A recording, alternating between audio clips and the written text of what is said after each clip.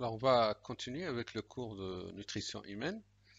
Et sur cette vidéo, on va voir une partie commune aux vitamines et minéraux, puis on continue sur les besoins en vitamines. Et dans une prochaine vidéo, on va traiter les besoins en... Alors, les vitamines et les sels minéraux, ce sont des substances présentes en petite quantité dans les aliments. Et ils sont obligatoires à notre alimentation puisqu'ils entrent dans plusieurs fonctions. Et d'ailleurs, notre organisme ne peut pas les synthétiser, donc l'apport est obligatoirement alimentaire. Ce sont des substances sans valeur énergétique qui n'apportent pas d'énergie, mais ils permettent de gérer notre énergie vitale et ils participent à la croissance, à l'entretien de notre corps. Alors, certaines vitamines assurent la transformation des lipides et glucides en énergie utilisable par le corps humain, qui sont donc indispensables pour assurer la croissance, la reproduction et le bon fonctionnement de l'organisme. Pour les minéraux et les oligo-éléments, ce sont des corps simples présents dans l'organisme en petite quantité, mais aussi ils sont indispensables à la vie humaine, animale et végétale. Alors toujours dans cette partie commune, il est à noter que les carences, que ce soit en vitamines ou en minéraux, peuvent provoquer des troubles majeurs de la santé dans certains cas, comme par exemple l'alimentation insuffisante ou mal équilibrée. Il se peut que l'alimentation soit assez élevée, mais non équilibrée. Ou alors une mauvaise absorption.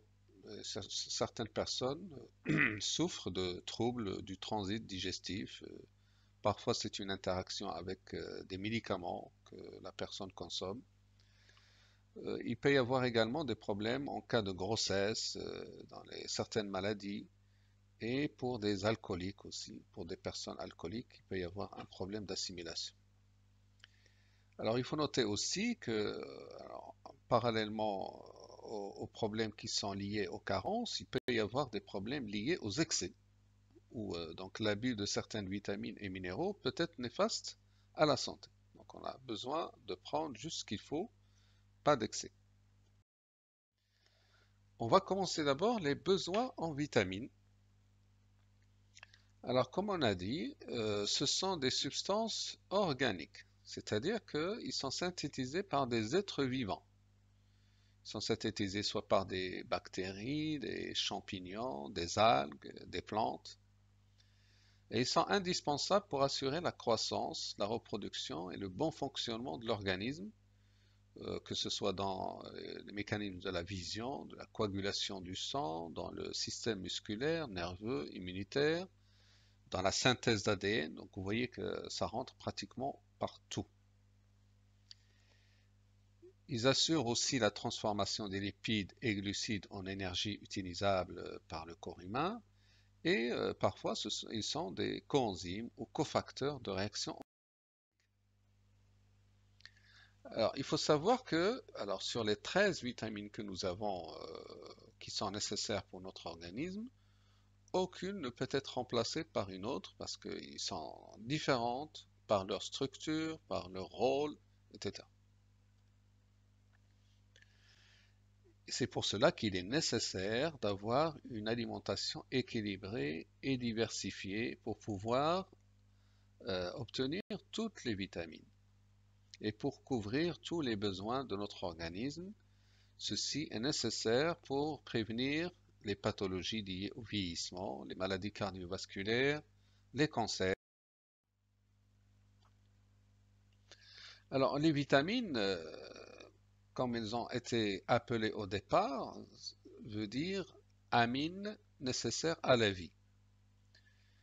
Donc, mais en réalité, elles ne sont pas toutes des amines. La première vitamine qui a été découverte, la vitamine B1, c'était une amine et comportait un groupement NH2, mais les autres, pas forcément. Alors, nous avons trois vitamines qui peuvent être synthétisées en petite quantité dans notre organisme. Il y a la vitamine D qui est synthétisée sous l'effet des rayons solaires à base de cholestérol.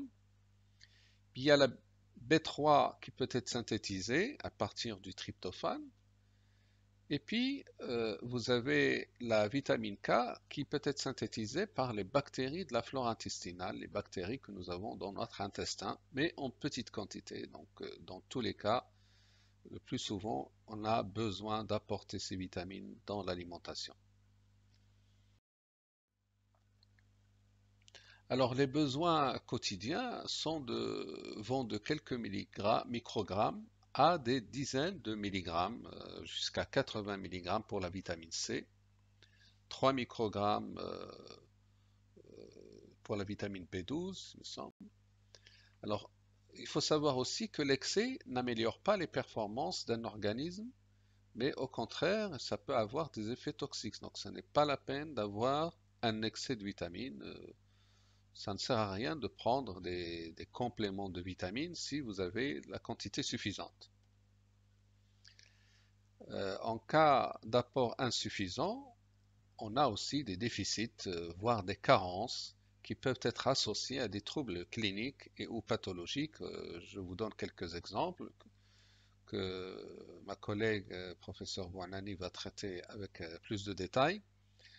Vous avez l'exemple de la maladie du beriberi, qui veut dire une extrême faiblesse, qui est liée à une carence en vitamine B1, carence ou avitaminose.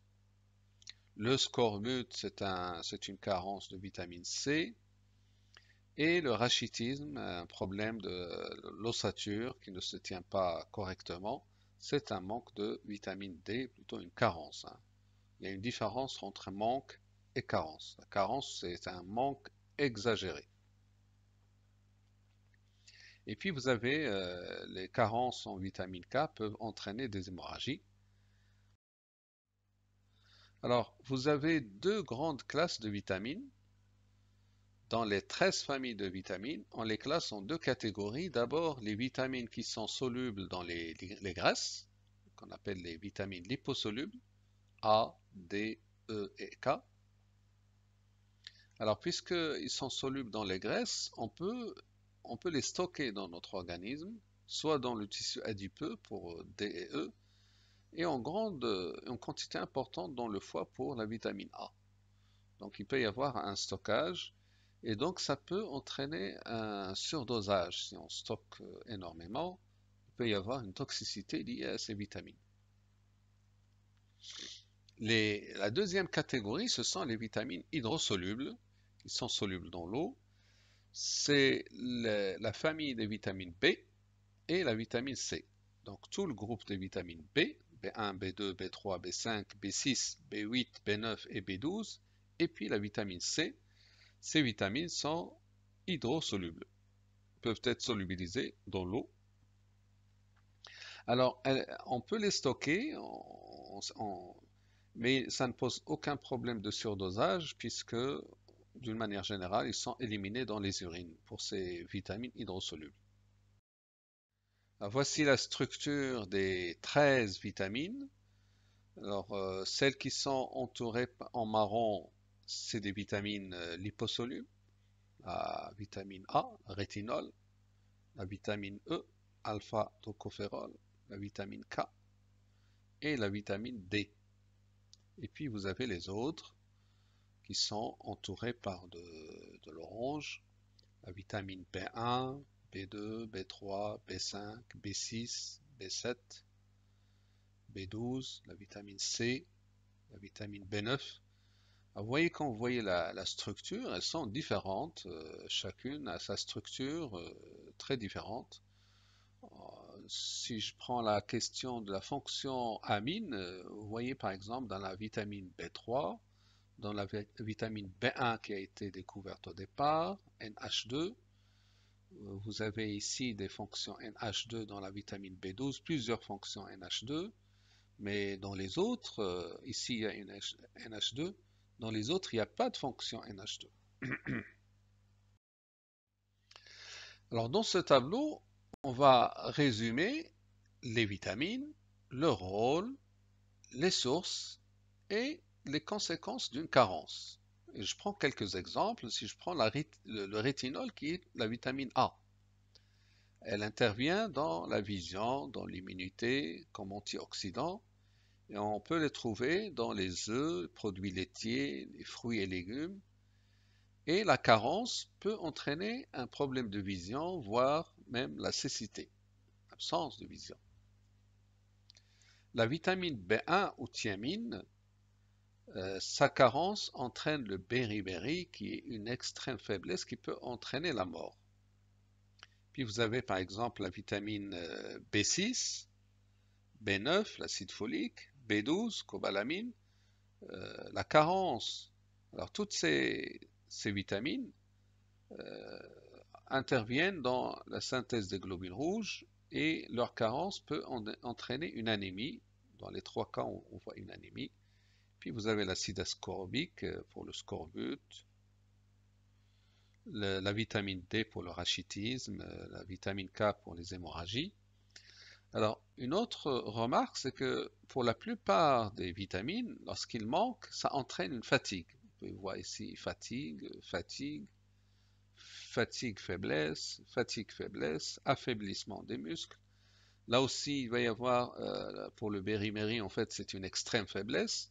Donc, vous voyez que s'il y a une fatigue assez importante, il se peut qu'il s'agisse d'un manque de vitamines. Alors, les prises quotidiennes recommandées, c'est ce qu'on appelle les apports nutritionnels conseillés. Elles vont de 3 microgrammes pour la vitamine B12 à 80 mg pour l'acide ascorbique, ou vitamine C, par jour. Pour la plupart des cas, il n'y a pas de différence entre hommes et femmes, sauf pour la vitamine A, où on a une différence, homme 800 microgrammes, femme 600, et pour la vitamine B9 ou acide folique.